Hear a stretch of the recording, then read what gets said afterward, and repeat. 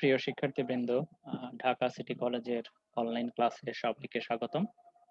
তো আজকের আমরা দেখছি ইকোনমিক্স এর একটা কোর্সের নাম আমাদের মাইক্রো ইকোনমিক্স। তো এখানে আমরা দেখছি আমাদের কোর্স কোড 312201। তো আজকের আমরা 4 নাম্বার অধ্যায় দেখতে চাই। 4 নাম্বার অধ্যায়ের আজকের আমাদের শেষ লেকচার। তো আমাদের আজকের লেকচারের যে শিরোনাম সেটাকে আমরা দেখছি যে theories of distribution and factor income, অর্থাৎ বন্টন এবং উপকরণের আয় তত্ত্ব। তো আজকের আমরা যে বিষয়গুলো আলোচনা করতে চাই তার প্রথমে আমরা দেখছি যে আমাদের দেয়া আছে শ্রম বাজারে মানব শ্রেণী এবং উৎপাদন বাজারে পণ্য প্রতিযোগিতার অধীনে শ্রম নিয়োগ ভারসাম্য। আমাদের দ্বিতীয় টপিকে আমরা বলছি যে শ্রম বাজারে মানব শ্রেণী এবং উৎপাদন বাজারে মনোপলি। তাহলে এখানে আমাদের প্রথমটাতে ছিল মানব শ্রেণী আর পণ্য প্রতিযোগিতামূলক বাজার, আর এখানে আমরা দেখছি যে মানব শ্রেণী আর মনোপলির অধীনে আমাদের শ্রম নিয়োগ ভারসাম্য। এর পরের টপিকে আমরা দেখতে চাই যে পণ্য প্রতিযোগিতামূলক বাজার ব্যবস্থার অধীনে স্বল্প ও দীর্ঘকালে কিভাবে মজুরি নির্ধারণ হয় সেটা আমরা দেখতে চাই। এখানে আমাদের মূলত টার্গেট হলো যে এখানে উৎপাদন প্রতিষ্ঠানগুলোর স্বল্পকালের মুনাফা এবং দীর্ঘকালের মুনাফা আসলে কিভাবে আসে। তো এরপরে আমরা দেখতে চাই আমরা এইটারই একটা কন্টিনিউয়েশন, যেটাকে আমরা বলছি দ্রব্য বাজারে মনোপলি এবং শ্রম বাজারে পণ্য প্রতিযোগিতার ক্ষেত্রে কিভাবে শ্রমিক শোষণ হয়, আদৌ সেখানে শ্রমিক শোষণ হয় কিনা সেটা আমরা দেখতে চাই। এরপরে আমরা দেখতে চাই দ্রব্য বাজারে মনোপলি এবং শ্রম বাজারে মানব শ্রেণীর ক্ষেত্রে শ্রমিক শোষণ কিভাবে হয় সেটা আমরা দেখতে চাই। তো এখন আমরা আসি আমাদের ফার্স্ট টপিক। তো ফার্স্ট টপিকটা আমরা দেখছি যে শ্রম বাজারে মানব শ্রেণী এবং উৎপাদন বাজারে পূর্ণ প্রতিযোগিতা আমাদের এখানে আছে এবং সেক্ষেত্রে আমরা শ্রম নিয়োগের ভারসাম্য দেখতে চাই। তো আমরা যখন দুটো বাজার বলছি, একদিকে আমাদের উৎপাদন বাজার এবং আরেকদিকে আমরা বলছি উপকরণ বাজার। এখানে আমরা উপকরণ হিসাবে শ্রমকেই নিয়েছি, এজন্য স্পেসিফিক ভাবে আমরা শ্রম লিখেছি। তো যদি উপকরণ হিসাবে আসে আমাদের শ্রম দিয়ে আমরা এক্সাম্পল দিতে পারবো বা এই টপিকটাকে আমরা ব্যাখ্যা করতে পারবো। তো আমরা বলছি যে শ্রম বাজারে মানব শ্রেণী। তো শ্রম বাজারে যখন আমরা জানি মানব শ্রেণী থাকে তখন মানব শ্রেণী অর্থ আমরা জানি যে মনো মিন্স সিঙ্গেল আর শ্রেণী মিন্স যেটাকে আমরা বলি বায়ার, অর্থাৎ একজন মাত্র ক্রেতা যে বাজারে থাকে তাকে আমরা বলি সচরাচর মানব শ্রেণী। তো এই যে মানব শ্রেণী মার্কেট, এই মানব শ্রেণীটা সচরাচর আমরা দেখি আহ, আমাদের উপকরণ বাজারে। আর এখানে আমরা বলছি পূর্ণ প্রতিযোগিতা আছে, সেটা আমাদের উৎপাদন বাজার। তো আমরা জানি পূর্ণ প্রতিযোগিতামূলক বাজারে আমরা জানি যে ক্রেতা আর বিক্রেতা যে দর কষাকষি তার মাধ্যমে দাম নির্ধারিত হয়। আর যদি আমরা পূর্ণ প্রতিযোগিতামূলক অধীনে আমরা শ্রম বাজার চিন্তা করি তাহলে সেক্ষেত্রে আমরা বলি যে এখানে শ্রমের চাহিদার যোগানের মাধ্যমে ভারসাম্য নির্ধারিত হয়। তো এখানে যেহেতু আমাদের শ্রম বাজারে মানব শ্রেণী আছে তাহলে সেক্ষেত্রে আমাদের কি হবে? তো আমরা যখন বলছি যে শ্রম বাজার তাহলে সেক্ষেত্রে আমাদের শ্রমের খরচ চিন্তা করার এখানে টার্গেট। আর যখন আমরা উৎপাদন বলবো তখন আমরা রেভিনিউ বা আহ, মূল্য উৎপাদন সেটা আমরা চিন্তা করি। তো যখন আমরা শ্রম বাজার বলছি মানব শ্রেণী তখন সেক্ষেত্রে আমাদের এএফসি আর এমএফসি আসে, অথবা এএলসি বা এমএলসি যাই বলি না কেন, অ্যাভারেজ লেবার কস্ট বা মার্জিনাল লেবার কস্ট, অথবা অ্যাভারেজ ফ্যাক্টর কস্ট বা মার্জিনাল ফ্যাক্টর কস্ট। তো আমরা জানি যখন আমাদের শ্রম বাজারে মানব শ্রেণী থাকে তখন সেক্ষেত্রে আমাদের অ্যাভারেজ ফ্যাক্টর কস্ট এবং মার্জিনাল ফ্যাক্টর কস্ট এটা ডিফারেন্ট হয়। আমাদের মার্জিনাল ফ্যাক্টর কস্টটা উপরে থাকে এবং এভারেজ ফ্যাক্টর কস্টটা নিচে থাকে। এবং আমরা জানি মার্জিনাল ফ্যাক্টর কস্টটা আপার স্লোপিং, এভারেজ ফ্যাক্টর কস্টটা আপার স্লোপিং, এবং সেক্ষেত্রে এএফসি টা আমাদের নিচে থাকে এবং এমএফসি টা উপরে থাকে। আমরা আমাদের প্রথম লেকচারে এএফসি এবং এমএফসি এর বিহেভিয়ার কি হয় সেটা আমরা দেখেছিলাম সূচির সাহায্যে। তো এখন আমরা বলছি যে এই যে আমাদের এএফসি, এই এএফসি কে আমরা আবার মজুরিও বলি মানব শ্রেণী বাজারে, আবার এটা শ্রমের যোগান রেখাও বটে। কারণ এটা মজুরি এবং শ্রমের পরিমাণের মধ্যে একটা সম্পর্ক দেখায় এবং যেটা আপার স্লোপিং। তো আমরা দেখলাম কি যে আমাদের যখন শ্রম বাজারে মানব শ্রেণী থাকছে তখন আমাদের এএফসি আর এমএফসি এখানে ডিফারেন্ট, অর্থাৎ এমএফসি টা উপরে থাকছে, এএফসি টা নিচে থাকছে, বা এএলসি নিচে থাকছে, এমএফসি উপরে থাকছে।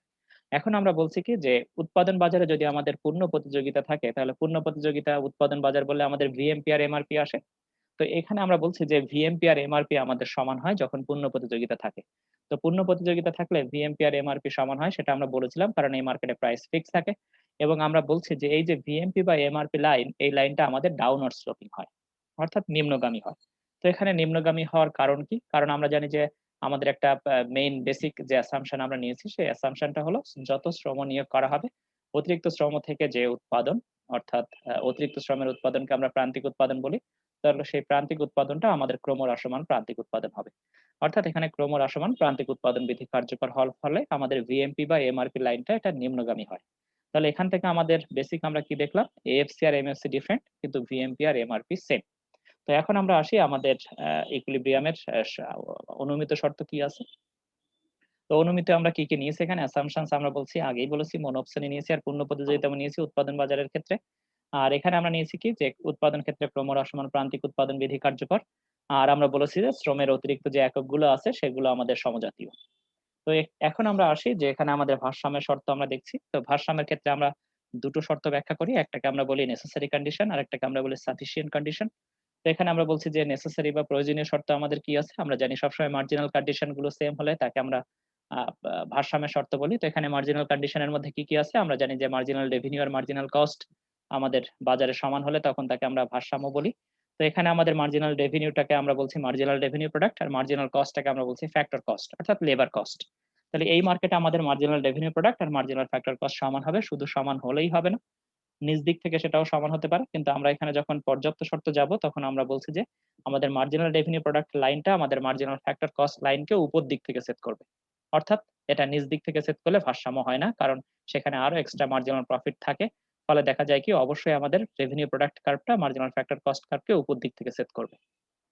তো এখানে আমরা বলছি কি যে এই হলো আমাদের গ্রাফ।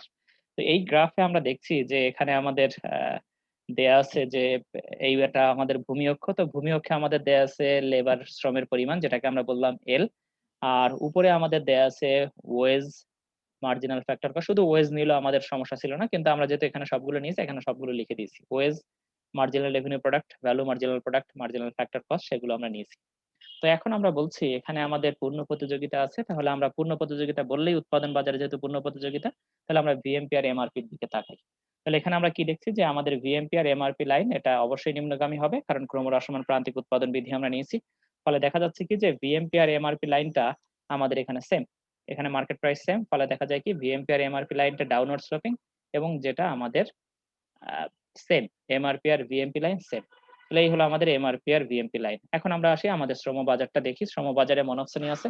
তাহলে মনোপসনি থাকলে কি হবে? তাহলে মনোপসনি থাকলে আমাদের কস্ট গুলো ডিফারেন্ট হবে। তাহলে এটা দেয়া আছে আমাদের মার্জিনাল ফ্যাক্টর কস্ট যেটা উপরে আছে, আর এভারেজ ফ্যাক্টর কস্ট যেটা সেটা নিচে আছে। তো আমরা পেয়ে গেলাম আমাদের কস্ট লাইন আর রেভিনিউ লাইন গুলো। তো এখন আমরা বলছি যে এই বাজারের ক্ষেত্রে আমাদের এখন ইকুইলিব্রিয়াম কোথায় হবে? তো ইকুইলিব্রিয়ামের শর্ত আমরা বলেছিলাম কি এমআরপি আর এমএফসি সমান হবে। তো এই আমাদের সেই এমআরপি আর এমএফসি সমান হচ্ছে কোন বিন্দুতে? এই যে আমাদের এমআরপি লাইন, এটা হলো আমাদের এমএফসি লাইন। তাহলে এমআরপি আর এমএফসি আমরা বলছি এটা সমান হচ্ছে ই বিন্দুতে, এবং এই ই বিন্দুতে যদি সমান হয় তাহলে আমাদের পর্যাপ্ত শর্ত কি ছিল? Sufficient condition. তো সাফিসিয়েন্ট কন্ডিশন আমাদের ছিল আমাদের যে এমআরপি লাইনটা থাকবে সেই এমআরপি লাইনটা আমাদের এমএফসি লাইনকে উপর দিক থেকে সেট করবে। তো এখানে আমরা দেখছি কি যে আমাদের এমআরপি লাইনটা এমএফসি লাইনকে উপর দিক থেকে সেট করেছে। তো উপর দিক থেকে সেট করলে এখানে আমরা ভারসাম্য কত পেলাম? তাহলে এখান থেকে আমরা পাচ্ছি আমাদের ভারসাম্য শ্রমের পরিমাণ আমরা দেখছি যে OL0। এখন তাহলে ভারসাম্য শ্রমের পরিমাণ আমরা পেলাম, কিন্তু তাহলে ভারসাম্য মজুরি কতটুকু এখানে হবে? তো সেক্ষেত্রে আমরা বলছি যে তাহলে আমরা মজুরি লাইন বরাবর যাই। তাহলে দেখছি যে মনোপসনিস্ট যখন মার্কেটে আসে তখন সে বলছে যে ফাইন, আমি এখানে তোমাদের মজুরি দিব এই যে এই পর্যন্ত। তোমাদের মজুরি লাইনটা এএফসি লাইন বা সাপ্লাই অফ লেবার। তাহলে সেক্ষেত্রে তারা মজুরি দিচ্ছে কতটুকু? OW0 পরিমাণ মজুরি দিচ্ছে। কিন্তু আমি তাদের থেকে উপার্জন করেছি কতটুকু? L0E পরিমাণ। কিন্তু আমি তাদের মজুরি দিচ্ছি কতটুকু? OW0। তাহলে সেক্ষেত্রে তাদের আমি কতটুকু পরিমাণ কম দিচ্ছি? EH পরিমাণ কম দিচ্ছে। আর টোটাল কতটুকু কম দিচ্ছি? W1, EH, W0 এই টোটালটা তাদেরকে আমি কম দিচ্ছি। তো এখানে আমরা দেখছি কি তাহলে মনোপসনি যদি থাকে তাহলে এখানে আমাদের শ্রমিক শোষণের সুযোগ থাকে। তো এখানে আমরা দেখলাম কি যে মনোপসনির অধীনে এখানে আমাদের শ্রমিক শোষণ হয়। তো এরপরে আমরা আসি, আমরা একটু দেখে আসি। হ্যাঁ, ঠিক আছে। তো এখন আমরা আসি আমাদের পরের টপিক। তো পরের টপিকে আমরা বলছি যে আমাদের শ্রম বাজারে মনোপসনি আছে আর আমাদের উৎপাদন বাজারে মনোপসনি আছে। তাহলে সেক্ষেত্রে আমাদের শ্রম নিয়োগ ভারসাম্য কেমন হবে? তাহলে আমরা বলছি কি যে শ্রম বাজারে মনোপসনি। তাহলে শ্রম বাজারে মনোপসনি থাকলে আমাদের এএফসি আর এমএফসি কেমন হয় আমরা জানি। তাহলে এএফসি টা নিচে থাকে, এমএফসি টা উপরে থাকে, এবং দুটোই আমাদের ঊর্ধ্বগামী হয়। আর এখানে আমরা বলছি যে আমাদের উৎপাদন বাজারে মনোপলি আছে। তো উৎপাদন বাজারে মনোপলি থাকলে আমরা জানি যে ভ্যালু মার্জিনাল প্রোডাক্ট আর মার্জিনাল রেভিনিউ প্রোডাক্ট ডিফারেন্ট হয়, কারণ এখানে পার ইউনিটের প্রাইস ডিফারেন্ট। তো সেই ক্ষেত্রে আমাদের কি হয়? আমরা জানি যে ভিএমপি টা আমাদের উপরে থাকে আর এমআরপি লাইনটা নিচে থাকে। তো এখন আমরা আমাদের ভারসাম্যের শর্ত আমাদের আগের মতোই। এখানে আমাদের অনুমিত শর্ত যা ছিল আমাদের তাই আছে। শুধু আমরা এখানে উপকরণ বাজারে মনোপসনি নিয়েছি আর উৎপাদন বাজারে আমরা পূর্ণ প্রতিযোগিতার জায়গায় কি নিয়েছি? এখানে আমরা মনোপলি নিয়েছি। আর উৎপাদন ক্ষেত্রে আমাদের ক্রমহ্রাসমান প্রান্তিক উৎপাদন বিধি কার্যকর এবং শ্রমের অতিরিক্ত এককগুলোকে আমরা বলছি সমজাতীয়। তো এখন আমরা আমাদের গ্রাফে আসি। গ্রাফে এসে দেখছি যে এটা হলো আমাদের ভূমি অক্ষ আর এটা হলো আমাদের লম্ব অক্ষ। তো যখন আমরা এরকম ভূমি অক্ষ বা লম্ব অক্ষ বলছি তাহলে এরপরে আমরা বলছি যে এখানে আমরা কি দেখিয়েছি? লম্ব অক্ষে ভিএমপি, এমআরপি, ওএস আর এমএফসি দেখিয়েছি। তো এখন এই ভূমি অক্ষ আর লম্ব অক্ষ নিয়ে আমরা এখানে দেখাতে চাই যে আসলে এখানে শ্রম নিয়োগের ভারসাম্য কেমন হয় যদি দুটো বাজারেই মনোস্থানী এবং মনোপলির অধীনে দুটো বাজারেই যদি আমাদের আ অপূর্ণ প্রতিযোগিতা থাকে। অর্থাৎ এখানে মনোস্থানী আছে আর এখানে মনোপলি আছে। তো সেক্ষেত্রে আমরা বললাম কি আমাদের মনোপসনি আছে। তাহলে মনোপসনি থাকলে আমাদের এএফসি আর এমএফসি ডিফারেন্ট হয়। তাহলে এই হলো আমাদের এএফসি লাইন আর এই হলো আমাদের এমএফসি লাইন। এমএফসি লাইনটা উপরে থাকছে আর এএফসি লাইনটা নিচে থাকে। তো এরপরে আমরা বলছি যে উৎপাদন বাজারে মনোপলি আছে। তাহলে উৎপাদন বাজারে মনোপলি থাকলে আমাদের ভিএমপি টা উপরে থাকে, এমআরপি টা নিচে থাকে এবং দুটোই ডাউনওয়ার্ড হয়। তো এখানে আমরা দেখলাম এটা হলো আমাদের সেই ভিএমপি লাইন এই যে এটা। আর এটা হলো আমাদের এমআরপি লাইন। তাহলে আমরা লাইনগুলো পেয়ে গেলাম। এখন আমরা দেখি যে ভারসাম্য কোথায় হবে। তো ভারসাম্য আমাদের শর্ত ছিল কি যে এমআরপি আর এমএফসি সমান হয় এবং এমআরপি লাইনটা এমএফসি লাইনকে উপর দিক থেকে সেট করে। তাহলে দেখলাম এমআরপি আর এমএফসি আমাদের ই পয়েন্টে সমান হচ্ছে এবং অবশ্যই এমআরপি লাইনটা এমএফসি লাইনকে উপর দিক থেকে সেট করেছে। তো যখন উপর দিক থেকে সেট করেছে তখন আমরা দেখি যে ইকুইলিব্রিয়াম বরাবর আমাদের ভারসাম্য শ্রম নিয়োগ কতটুকু আছে। তো এখানে আমরা দেখছি আমাদের ভারসাম্য শ্রম নিয়োগ আছে OL0। তো এখন কথা হলো যে এখানে আমাদের কতটুক পরিমাণ শ্রমের মজুরি হবে। তো মজুরি লাইনটা আমাদের এই যে এফসি বা ওয়েজ লাইন যেটাকে আমরা সাপ্লাই অফ লেবার কার্ভ ও বলে থাকি বা এটাকে আমরা তাহলে এখানে আমরা বলছি কি এখানে আমাদের তাহলে ভারসাম্য শ্রমের পরিমাণ কতটুকু? L0H এই যে এতটুক এই পরিমাণ আমাদের ভারসাম্য মজুরি বা এখানে আমরা OW0 বলতে পারি কারণ প্যারালাল এই দুটো সমান। তো এখন আমরা বলছি যে তাহলে লেবার থেকে আমি আর্ন করলাম কতটুকু? L0F পরিমাণ। তাহলে তাদেরকে পে করছি কতটুকু? L0H পরিমাণ। তাহলে পার ইউনিট লেবারের জন্য আমি কতটুকু পরিমাণ কম পে করছি? তাহলে আমি যদি দুটো বাজারে অপূর্ণ প্রতিযোগিতা থাকে শ্রম বাজার এবং উৎপাদন বাজার তাহলে সেক্ষেত্রে লেবারের যে আমি কম দিচ্ছি সেটার মাত্রাটা অনেক বেড়ে যায়। তাহলে এখানে আমরা দেখছি কি যে L0F মাইনাস L0H তাহলে FH পরিমাণ লেবারকে এখানে কম পে করা হচ্ছে। অর্থাৎ আমরা দেখছি কি শ্রম বাজারে শুধু যখন আমাদের মনস্থানী থাকে তাহলে সেক্ষেত্রে যে শোষণ হয় তার চাইতে যখন আমাদের উৎপাদন বাজারেও মনোপলি থাকে তাহলে সেক্ষেত্রে শ্রমিকরা অনেক বেশি কম পায়। তো এরপরে আমরা আসি আমাদের দেয়া আছে পূর্ণ প্রতিযোগিতামূলক বাজার। তো এই পূর্ণ প্রতিযোগিতামূলক বাজার ব্যবস্থার অধীনে আমাদের স্বল্প ও দীর্ঘকালীন আম নিয়োগ ও মজুরি নির্ধারণ। তো আমরা বলছি যে যখন আমাদের উৎপাদন প্রতিষ্ঠান মার্কেটে থাকে তখন আমরা জানি যে একটা উৎপাদন প্রতিষ্ঠান মার্কেটে কেন থাকবে তার মোটিভেশন কি? তো উৎপাদন প্রতিষ্ঠান মার্কেটে তখনই থাকে সে চিন্তা করে যে এখান থেকে সে প্রফিট যদি আর্ন করতে পারে তাহলে সে কেবল মার্কেটে থাকবে। তা নাহলে সে মার্কেট থেকে বের হয়ে যাবে। তো প্রফিট আমরা জানি যে আমাদের আয় আর ব্যয়ের পার্থক্যকে আমরা বলি মুনাফা। তো মুনাফা ৩ ধরনের হয়। আমরা জানি অস্বাভাবিক মুনাফা, স্বাভাবিক মুনাফা আরেকটা হলো আমরা জানি ক্ষতি। তো স্বল্পকালে একটা ফার্ম তার রেভিনিউ এর উপরে বা কস্ট এর পার্থক্য অনুযায়ী দেখা যায় যে এখানে তার ৩ ধরনের মুনাফাই হতে পারে। কিন্তু যখন আমরা শ্রমবাজারের মজুরি নির্ধারণের ক্ষেত্রে যখন আমরা দেখি যে তার মজুরি নির্ধারিত থাকে তাহলে প্রত্যেকটা ফার্মেরই খরচ আমরা শুধু মজুরির দিক থেকে যখন চিন্তা করি তখন প্রত্যেকটা ফার্মেরই খরচ সেম থাকে। তো সেক্ষেত্রে দেখা যায় যদি তাদের মার্কেট প্রাইস বা এভারেজ রেভিনিউটা প্রত্যেকটা ফার্মেরই কাছাকাছি হয় তাহলে সেক্ষেত্রে দেখা যায় কি প্রত্যেকটা ফার্মই স্বল্পকালে অস্বাভাবিক মুনাফা অর্জন করে। তো যখন আমরা বলছি যে বেশিরভাগ ক্ষেত্রে একটা ফার্ম স্বল্পকালে অস্বাভাবিক মুনাফা অর্জন করে, তখন আ ব্যা যখন স্বল্পকালে তো নতুন ফার্ম মার্কেটে আসতে পারে না। কারণ আমরা জানি স্বল্পকালে আমাদের স্থির সময়, তখন আমাদের ফার্মগুলোর মধ্যে আমাদের এখানে এন্ট্রি বা এক্সিট থাকে না। তো যখন আমাদের দীর্ঘকাল চিন্তা করি তখনই আমরা ফ্রি এন্ট্রি বা এক্সিট চিন্তা করি মার্কেটে। তো যখন আমাদের দেখব যে স্বল্পকালে অস্বাভাবিক মুনাফা আছে তখন আসলে মার্কেটে কি ঘটবে? তো তখন দেখা যাবে কি মার্কেটে আরো ফার্ম আসতে চাইবে। তো যখন মার্কেটে আরো ফার্ম আসতে চাইবে, তখন মার্কেটে স্বাভাবিকভাবে উৎপাদন বাড়বে। তো উৎপাদন যদি বাড়ে তাহলে সেক্ষেত্রে বেশি শ্রমিক নিয়োগ দিতে হবে। তো উৎপাদন বৃদ্ধির ফলে শ্রমের চাহিদাও বাড়বে। তো যখন শ্রমের চাহিদা বাড়ে, যদি আমরা বলি যে শ্রমের চাহিদা বাড়লে তখন শ্রমিকের ক্ষেত্রে কি ঘটবে? শ্রমের চাহিদা বাড়লে অবশ্যই আমাদের শ্রমের মজুরিও বাড়বে। কারণ আমি জানি যে আমি ধরলাম যে সিটি কলেজ আমাকে চেয়েছে। আবার অন্যান্য অনেক প্রতিষ্ঠানও যদি আমাকে পেতে চায়, আমি আমার মজুরিটা বাড়িয়ে দিব। অর্থাৎ আমার মজুরির উপরে একটা আপওয়ার্ড প্রেশার থাকে। তাহলে সেক্ষেত্রে আমরা দেখছি কি যে শ্রমের চাহিদা যদি বেড়ে যায় তাহলে সেক্ষেত্রে দেখা যায় উৎপাদন প্রতিষ্ঠানের মজুরিও বাড়ার উপরে একটা আপওয়ার্ড টেন্ডেন্সি থাকে বা উৎপাদনের প্রতিষ্ঠানের মজুরি বেড়ে যায়। তাহলে মজুরি বেড়ে যাওয়ার অর্থ কি? মজুরি বেড়ে যাওয়ার অর্থ হলো প্রতিষ্ঠানগুলোর খরচ বেড়ে যাওয়া। তো খরচ বেড়ে গেলে তার প্রফিট কি হতে থাকে? কমতে থাকে। এখন কমতে কমতে সেটা কি কতদূর পর্যন্ত কমবে? সেটা কি মাইনাস হবে, জিরো হবে, নাকি তার যা অস্বাভাবিক অনেক আগে যা বেশি ছিল তার চেয়ে খানিকটা কমবে? তো ততক্ষণ পর্যন্ত ফার্ম মার্কেটে আসবে যতক্ষণ পর্যন্ত তার স্বাভাবিক মুনাফা থাকবে। এবং যদি আরো ফার্ম আসে তখন দেখা যাবে কি তার খরচটা আরো বেড়ে যাবে। ফলে সেক্ষেত্রে সে লস হয়ে যাবে। তো দীর্ঘমেয়াদে কোনো ফার্ম আমরা জানি স্বল্পকালে লস করে মার্কেটে থাকে না। ফলে সে মার্কেট থেকে বের হয়ে যাবে। তাহলে অস্বাভাবিক মুনাফা থাকলে অসংখ্য ফার্ম মার্কেটে আসতে চাইবে এবং যখন লস হবে তখন ফার্ম মার্কেট থেকে বের হয়ে যাবে। তাহলে দীর্ঘকালে ফার্মগুলো কোন ধরনের মুনাফা অর্জন করে? ফার্মগুলো তখন আমরা বলছি দীর্ঘকালে স্বাভাবিক মুনাফা অর্জন করে। তো এখন আমরা আমাদের এক্সপেক্টেড গ্রাফ গুলো একটু দেখে আসি। তো আমরা বলছি যে আমাদের পূর্ণ প্রতিযোগিতার অধীনে আমরা কিভাবে ভারসাম্য আসে একটু দেখি। তো এই হলো আমাদের শ্রমের চাহিদা রেখা, এই হলো আমাদের শ্রমের যোগান রেখা। তো এই শ্রম বাজারের পূর্ণ প্রতিযোগিতা থাকার ফলে এখানে আমরা দেখছি শ্রম বাজারের ভারসাম্য হচ্ছে কততে? OW তে। এবং এখানে ভারসাম্য শ্রম নিয়োগের পরিমাণ আমরা বলছি ON। তো এখন আমরা বললাম যে OW, এই OW টা আসলে কি? তো আমরা বলছি এই যে OW, এই OW টা হলো এই প্রতিষ্ঠানের খরচ। অথবা যদি আমি একটা প্রতিষ্ঠান চিন্তা করি যেকোনো তারা মার্কেট থেকে কতটুকু পরিমাণ ওয়েজ এখান থেকে অ্যাকসেপ্ট করেছে, OW পরিমাণ ওয়েজ মার্কেট থেকে তারা অ্যাকসেপ্ট করেছে। তো এখন শ্রমিকদেরকে কি পরিমাণ পে করতে হবে? পার ইউনিটের জন্য প্রত্যেকটা শ্রমিককে OW পরিমাণ পে করতে হবে। তো এখন যদি এই অবস্থা হয় তাহলে উৎপাদন প্রতিষ্ঠানের খরচ কতটুকু? তাহলে খরচ দেখলাম OW, যেটাকে আমরা এভারেজ ফ্যাক্টর কস্ট ও বলতে পারি বা এভারেজ কস্ট ও বলতে পারি। তো এখন আমাদের OW হলো এভারেজ কস্ট। তো এই এভারেজ কস্টটা প্রত্যেক ইউনিটের জন্য সমান, কারণ মার্কেটে এটা ফিক্স হয়ে গেছে। তাহলে সেই OW হলো এই মার্কেটের খরচ। তো এখানে আমরা বললাম যে এটা হলো আমাদের AFC, যার আরেক নাম ওয়েজ, যার আরেক নাম MFC, যেটা আমরা আগেও প্রুভ করেছি। তো এখন আমি যদি দেখি যে এই প্রতিষ্ঠানটির তাহলে আমাদের মোট ব্যয় কতটুকু? কারণ আমি AFC পেয়ে গেছি। তাহলে AFC যদি আমি ধরি OW, তাহলে টোটাল কস্ট কত? তাহলে আমি বলছি যে এভারেজ ফ্যাক্টর কস্ট হলো OW, তাহলে আমাদের টোটাল কস্ট হলো OW ইনটু OM, কারণ OM পরিমাণ আমি এখানে লেবার নিয়োগ দিয়েছি। তাহলে সেক্ষেত্রে আমার টোটাল কস্ট পেয়ে গেলাম এই ফার্মের OWFM, এটা হলো উৎপাদন প্রতিষ্ঠানের আমাদের মোট ব্যয়। তাহলে এখন যদি আমি মুনাফা বের করতে চাই তাহলে সেক্ষেত্রে কি হবে?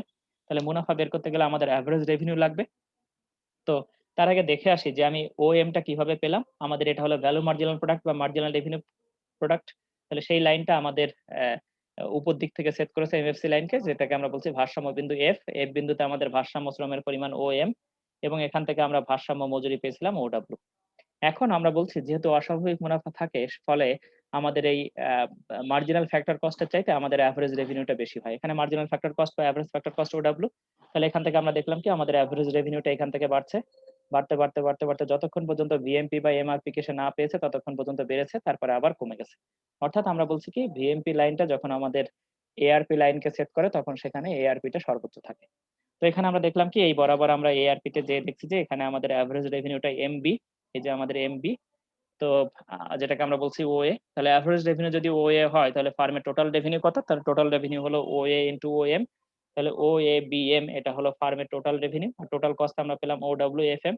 তাহলে OABM মাইনাস OWFM, তাহলে এই দুটো এই বড়টা থেকে ছোটটা বাদ দিলে ফার্মের প্রফিট থাকে কতটুকু? ABFW।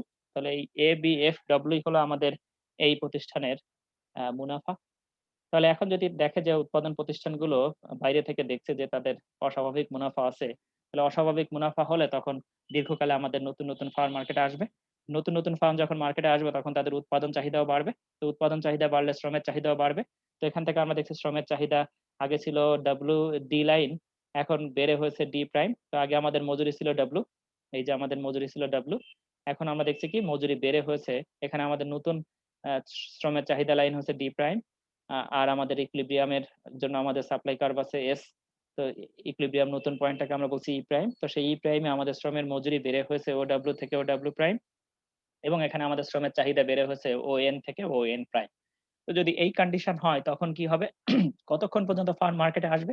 যতক্ষণ পর্যন্ত বাজারে অস্বাভাবিক মুনাফা ছিল ততক্ষণ পর্যন্ত ফার্মগুলো মার্কেটে এসছে। তো এসে আমরা দেখছি কি যে আমাদের ভারসাম্যের শর্ত, এটা আমাদের ওয়েজ লাইন আগে নিচে ছিল এখন উপরে উঠে গেছে। তো উপরে উঠে যাওয়াতে ফার্মের খরচ বেড়ে গেছে। খরচটা নেগেটিভ টার্মটা বেড়ে গেছে কিন্তু পজিটিভ টার্মটা আগের মতোই আছে এভারেজ রেভিনিউ। তাহলে সেক্ষেত্রে কি হবে? তো সেক্ষেত্রে আমরা দেখছি কি যে এইটা হলো আমাদের ভিএমপি বা এমআরপি লাইন। এখানে আমাদের ইকুইলিব্রিয়াম পয়েন্ট টি প্রাইমে আমাদের ভারসাম্য শ্রমের পরিমাণ আমরা দেখছি OM প্রাইম, ভারসাম্য মজুরি ও ডাব্লিউ। তো এখানে আমরা দেখছি যে আমাদের যে এভারেজ রেভিনিউ প্রোডাক্ট কার্ভটা আছে সেই প্রোডাক্ট কার্ভটা টি প্রাইমকে আমাদের স্পর্শ করেছে। তো টি প্রাইমকে স্পর্শ করাতে কি হয়েছে? এখানে আমাদের এভারেজ রেভিনিউ বা মার্জিনাল রেভিনিউ, এখানে মার্জিনাল ফ্যাক্টর কস্ট কি হয়ে গেছে? সমান হয়ে গেছে। অর্থাৎ এখানে এএফসি আর অ্যাভারেজ রেভিনিউ সমান হয়ে গেছে, এআর আর এসি সমান হয়ে গেছে। এই যে আমাদের এই পয়েন্ট বরাবর, এখানে তো কোনোটার মধ্যে ডিফারেন্স নেই, এআর আর এএফসি সমান। তাহলে এখান থেকে আমাদের অ্যাভারেজ কস্ট কত, O W prime, total cost কত, O W prime into O M prime. তাহলে এখান থেকে টোটাল কস্ট পেলাম O W prime T prime M prime. আর টোটাল রেভিনিউ কত, average revenue same O W prime, আর total revenue কত, তাহলে O W prime into O M prime. তাহলে থাকছে কত, O W prime T prime M prime. তাহলে এটা হলো আমাদের টোটাল কস্ট। টোটাল রেভিনিউ ও W prime T prime M prime minus total cost O W prime T prime M prime, দুটো equal করলে আমাদের এখানে কোনো এক্সেস আমরা পাচ্ছি না। ফলে দেখা যাচ্ছে কি এখানে আমাদের প্রফিট হয়েছে 0। তাহলে দীর্ঘকালে যখন আমাদের ফার্ম অসংখ্য আসে তখন শ্রমের চাহিদা বাড়ে। ফলে শ্রমের চাহিদা বাড়ার ফলে শ্রমের মজুরিও বাড়ে। ফলে দেখা যায় কি যে আমাদের এখান থেকে উৎপাদন প্রতিষ্ঠানের মুনাফা হয় স্বাভাবিক। দীর্ঘকালে তাহলে উৎপাদন প্রতিষ্ঠানের অতিরিক্ত মুনাফা করার এখানে কোনো সুযোগ নেই। তো এরপরে আমরা আসি আমাদের পরের টপিক। পরের টপিক আমরা বলছি যে দ্রব্য বাজারে মনোপলি এবং শ্রম বাজারে যদি পূর্ণ প্রতিযোগিতামূলক থাকে তাহলে সেক্ষেত্রে শ্রমিক শোষণ কিভাবে হয়। তো আমরা বলছি যে যদি আমাদের মনোপলি থাকে তাহলে মনোপলি বলছি আমরা কি, যে মনোপলি অর্থ হলো সিঙ্গেল সেলার, অর্থাৎ একজন মাত্র বিক্রেতা। তো বাজারে যখন একজন বিক্রেতা থাকে তখন তার কি কোনো বাজারের নিয়ন্ত্রণ থাকে, অর্থাৎ সে কি বাজারের দাম বা পরিমাণকে নিয়ন্ত্রণ করতে পারে। আমরা জানি যে যদি আমাদের বাজারে মনোপলি থাকে তাহলে তার দাম ও পরিমাণের উপরে একটা নিয়ন্ত্রণ থাকে, এবং আমরা জানি যে পূর্ণ প্রতিযোগিতামূলক বাজারের দামের চাইতে মনোপলির দামটা বেশি হয়। যেমন আমরা যদি বলি যে সরকার এখন চাইলে ইলেকট্রিসিটির দাম বাড়াতে পারে, কিন্তু সে আমাদের জনকল্যাণের কথা চিন্তা করে বাড়ায় না। তাহলে মনোপলিস্ট হলো এইটাই, যে সে যখন দাম বাড়ায় আমাদের কিন্তু অন্য কোথাও থেকে ভোগ করার সুযোগ থাকে না, কারণ সে একাই মার্কেটে আছে। তো আমরা বলছি যে মনোপলিস্ট যে সে যে দ্রব্য সেবা সামগ্রী উৎপাদন করে তার থেকে সে বেশি দামে বাজারে বিক্রি করতে পারে। তো যখন সে বেশি দামে বাজারে বিক্রি করতে পারে তখন সেক্ষেত্রে সে কিভাবে শ্রমিকদেরকে পরিশোধ করবে। তো এখানে আমরা বলছি কি, যে আমরা দেখছি যে আমরা পরে সেখানে আসি। তাহলে আমরা বলছি যে শ্রম বাজারে মনোপলি আছে, তাহলে এখানে বিএমপি আর এমআরপি ডিফারেন্ট।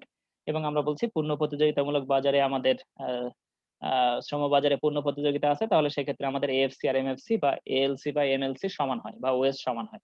তো এই হলো আমাদের এএফসি বা এমএফসি বা ওয়েজ, সেটা আমাদের সমান, যেটাকে আমরা ভূমি অক্ষের সমান্তরাল বলছি। এই যে আমাদের আকাশী কালারটা, নাইস কালার। তো এখন আমরা বলছি যে এখানে আমাদের তাহলে শ্রম দ্রব্য বাজারে মনোপলি আছে। তো মনোপলি থাকার ফলে আমাদের কি হয়েছে? আমাদের মনোপলি থাকলে ভিএমপি আর এমআরপি লাইন ডিফারেন্ট।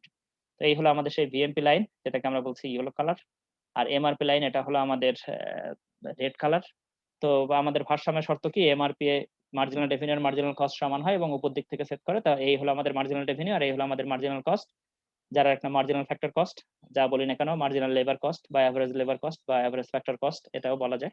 আমরা যেহেতু শ্রম দিয়ে দেখিয়েছি এজন্য লেবার লিখেছি, এটা ফ্যাক্টর কস্টও লেখা যাবে। তো এখানে আমাদের ভারসাম্য শ্রমের পরিমাণ কতটুকু আমরা পেলাম, ও এল প্রাইম। এবং এখানে আমরা দেখছি কি আমাদের মজুরি লাইনটা এই যে এখানে, তাহলে এটা হলো আমাদের ওডব্লিউ হলো মজুরি। তাহলে আমরা দেখছি কি যে শ্রমিক তার উৎপাদন প্রতিষ্ঠান শ্রমিক ও এল পরিমাণ শ্রমিক নিয়োগ করেছে এবং সে এল প্রাইম লেবার থেকে সে কতটুকু পরিমাণ কতটুকু পরিমাণ সে ভ্যালু আর্ন করছে, ভ্যালু আর্ন করছে হলো এল প্রাইম এ, অর্থাৎ বিক্রি করে সে আর্ন করছে, বাজারে বিক্রি করে আর্ন করছে এল প্রাইম এ, কিন্তু পে করছে কতটুকু, এল প্রাইম বি। তাহলে আমরা দেখছি কি যে উৎপাদন প্রতিষ্ঠান এখানে তার একটা মনোপলি পাওয়ার থাকার ফলে সে শ্রমিকদেরকে কম পে করছে কতটুকু, এল প্রাইম এ মাইনাস এল প্রাইম বি। তাহলে পে করছে হলো এ বি পরিমাণ লেস, এ বি লেস পরিমাণ সে শ্রমিকদেরকে পে করছে। তাহলে এখানে আমরা দেখছি কি যে বলছে যে আমার তো একটা মার্কেটে পাওয়ার আছে, এটা তো তোমার কারণে হয়নি, এটা আমার নিজস্ব কারণে হয়েছে, ফলে তোমাকে আমি এবি পরিমাণ কম দিব। অথবা সে তাকে বলবেই না যে এবি পরিমাণ কম দিচ্ছে, কিন্তু রিলেটিভলি সে তাকে এবি পরিমাণ কম দিচ্ছে, কারণ তার একটা মার্কেটে মনোপলি পাওয়ার থাকার ফলে সে দ্রব্য সেবা সামগ্রী থেকে বেশি আর্ন করছে। তো এরপরে আমরা আসি আমাদের নেক্সট টপিক, দ্রব্য বাজারে মনোপলি এবং শ্রম বাজারে মনোশ্রেণীর ক্ষেত্রে শ্রমিক শোষণ। তো মনোপলির ক্ষেত্রে আমরা বলেছিলাম যে আমাদের এএফসি আর এমএফসি ডিফারেন্ট হয়। এই সরি, এটা মনোপলির ক্ষেত্রে ভিএমপি আর এমআরপি ডিফারেন্ট হয়। আর আমাদের মনোশ্রেণীর ক্ষেত্রে আমাদের এএফসি আর এমএফসি ডিফারেন্ট হয়। আমাদের এমএফসি টা উপরে থাকে, এএফসি টা নিচে থাকে। আর মনোপলির ক্ষেত্রে ভিএমপি টা উপরে থাকে, এমআরপি টা নিচে থাকে। তো এই হলো আমাদের সেই গ্রাফ, একটু আমাদের জটিল মনে হচ্ছে, তো দেখি আমরা। তো এটা হলো আমাদের আমাদের ভূমি অক্ষ, যেটাকে আমরা বলছি হরাইজন্টাল অ্যাক্সিস। তো সেখানে আমাদের দেখানো হয়েছে শ্রমের নিয়োগের পরিমাণ বা শ্রমের পরিমাণ। আর এখানে আমরা বলছি এটা আমাদের দেখানো হচ্ছে মজুরি, ওয়েজ। আমরা এখান থেকে মজুরি দেখে কি পরিমাণ কম দেয়া হচ্ছে সেটা দেখতে চাই। তো এখানে আমাদের প্রথমে চিন্তা করি মনোপলি। তো মনোপলির ক্ষেত্রে আমাদের দুটো লাইন, ভিএমপি আর এমআরপি। তো ভিএমপি লাইনটা আমাদের উপরে আছে, এমআরপি লাইনটা আমাদের নিচে আছে। আর আমরা যদি বলি যে আমাদের মনস্থানী, তাহলে সেক্ষেত্রে আমাদের এমএফসি লাইনটা উপরে আছে বা সাপ্লাই অফ লেবার বা এভারেজ ফ্যাক্টর কস্ট লাইনটা আমাদের নিচে আছে। তো এখন যদি আমরা এরকম দেখি তাহলে সেক্ষেত্রে আমাদের ভারসাম্য কোথায় হবে? তো ভারসাম্যের শর্ত হলো মার্জিনাল কন্ডিশন ফুলফিল হতে হয়। মার্জিনাল কন্ডিশন হলো মার্জিনাল রেভিনিউ আর মার্জিনাল কস্ট সমান হতে হয় এবং আমাদের মার্জিনাল রেভিনিউ প্রোডাক্ট কার্ভটা মার্জিনাল কস্ট কার্ভকে উপর দিক থেকে সেট করবে। তো সেই পয়েন্টটাকে আমরা দেখছি যে এমআরপি আর এমএফসি এখানে সমান হয়েছে এবং এমআরপি লাইন এমএফসি লাইনকে উপর দিক থেকে সেট করেছে। সেই পয়েন্টটা আমরা দেখছি ই পয়েন্ট। তো ই পয়েন্ট বরাবর আমরা ভারসাম্য পেয়ে গেলাম। তো ভারসাম্য বরাবর আমরা দেখে আসি লেবার কতটুকু আছে। তো ভারসাম্য লেবারের পরিমাণ আমরা এই বরাবর নিচে নেমে দেখছি লেবার লাইনে।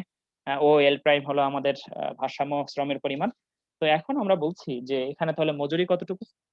তো আমাদের মজুরি লাইন আমরা জানি যে এএফসি লাইন, যার আরেক নাম সাপ্লাই অফ লেবার লাইন, যার আরেক নাম ওয়েজ লাইন। তাহলে আমাদের এএফসি আমরা দেখছি যে এই লাইনটা এই আকাশি কালারের আ স্কাই ব্লু। তাহলে এই লাইনটাকে বরাবর আমরা কি দেখছি যে এখানে আমরা দেখছি যে আমাদের ভারসাম্য আ মজুরির পরিমাণ ওডব্লিউ প্রাইম। অর্থাৎ এখানে শ্রমিকদেরকে মজুরি পে করা হচ্ছে ওডব্লিউ প্রাইম। এখন এই অবস্থায় তাহলে শ্রমিকদেরকে কি কম পে করা হচ্ছে? তাহলে আমরা দেখছি যে শ্রমিক থেকে আমি আর্ন করেছি কতটুকু? এল প্রাইম ভ্যালু মার্জিনাল প্রোডাক্ট। অর্থাৎ মার্জিনাল প্রোডাক্ট বিক্রি করে ভ্যালু আর্ন করেছি কতটুক? এল প্রাইম এফ পরিমাণ। কিন্তু পে করেছি কতটুক? এল প্রাইম এইচ পরিমাণ। তাহলে কম পে করেছি কতটুকু? কম পে করেছি এফ এইচ পরিমাণ। তাহলে যদি এফ এইচ পরিমাণ কম পে করে থাকি তাহলে আসলে এখানে কোন ধরনের এক্সপ্লয়টেশন এখানে হচ্ছে? তাহলে এখানে কি আদৌ কোনো এক্সপ্লয়টেশন হচ্ছে নাকি এখানে কোনো এক্সপ্লয়টেশন হচ্ছে না? তাহলে আমি যেহেতু এফএইচ পরিমাণ কম পে করেছি তাহলে এটা হিউজ পরিমাণ কম পে করছি। তাহলে এখানে হিউজ এক্সপ্লয়টেশন আছে লেবারের। তাহলে এখন আমি যদি বলি এখানে কোন এক্সপ্লয়টেশন কতটুকু? তাহলে কোন এক্সপ্লয়টেশন কতটুকু দেখতে যেয়ে আমরা দেখছি যে আমরা যদি এখানে আসি, এই ভিএমপি আর এমআরপি এর ডিফারেন্স থেকে আমরা পেয়েছিলাম আ মনোপলিস্টিক এক্সপ্লয়টেশন। তাহলে আর যদি তাহলে আমি দেখি যে ভিএমপি আর এমআরপি এর ডিসট্যান্স কতটুক? এই যে আমাদের ভিএমপি এর আর এমআরপি এর ডিসট্যান্স হলো ইএফ। তাহলে ইএফ টা হলো আমাদের মনোপলি পাওয়ারের কারণে উৎপাদন প্রতিষ্ঠান বেশি আর্ন করছে। আর মনোপসনি পাওয়ারের কারণে সে কতটুকু বেশি আর্ন করছে? লেবারকে কম পে করছে কতটুকু? ইএইচ পরিমাণ কম পে করছে। কারণ এখানে ইএইচ কেন বলছি? কারণ মনোপসনি পাওয়ারের জন্য এমএফসি লাইনটা উপরে থাকে আর এএফসি লাইনটা নিচে থাকে। তাহলে এমএলসি আর এএফসি এর ডিসট্যান্স কতটুকু? ইএইচ। তাহলে ইএইচ পরিমাণ হলো মনোপসনিস্টিক এক্সপ্লয়টেশন। তাহলে এখানে আমাদের মনোপলিস্টিক এক্সপ্লয়টেশন হলো ইএফ আর মনোপসনিস্টিক এক্সপ্লয়টেশন হলো ইএইচ। তো এই পরিমাণ হলো আমরা দেখছি যে এখানে লেবারকে আ কম পে করা হচ্ছে। তাহলে এখানে এ এটা আমাদের আ আ বা ই এখানে আমাদের ২ ধরনের শোষণ হচ্ছে। একটাকে আমরা বলছি monopolistic exploitation, আরেকটাকে আমরা বলছি monopolistic exploitation। সেজন্য আমাদের এখানে ডিসট্যান্সটা হাই। তো আজকের আমরা এখানেই শেষ করছি। তো সবাইকে ধন্যবাদ। আমাদের চ্যাপ্টার 4 শেষ। তো এরপরে আমরা চ্যাপ্টার 6 এ যাবো। আমরা চ্যাপ্টার 5 টা পরে দেখব। তো সবাইকে অসংখ্য ধন্যবাদ।